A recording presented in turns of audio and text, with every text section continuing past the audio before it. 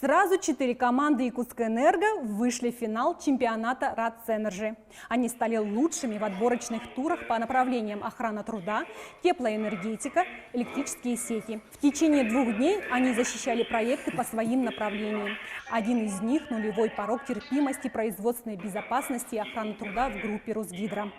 Мы предложили, как мы считаем, лучшие идеи, которые помогут снизить травматизм. Они уже частично реализованы в ПАО Якутскэнерго, и мы предложили их реализовать в ПАО Росгидро.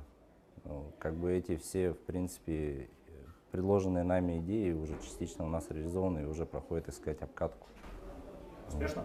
Ну да, конечно. Травматизм с 2010 года идет на убыль. Всего от Якутскэнерго на начальном этапе РАЦЭНЕРЖИ приняли участие 6 команд.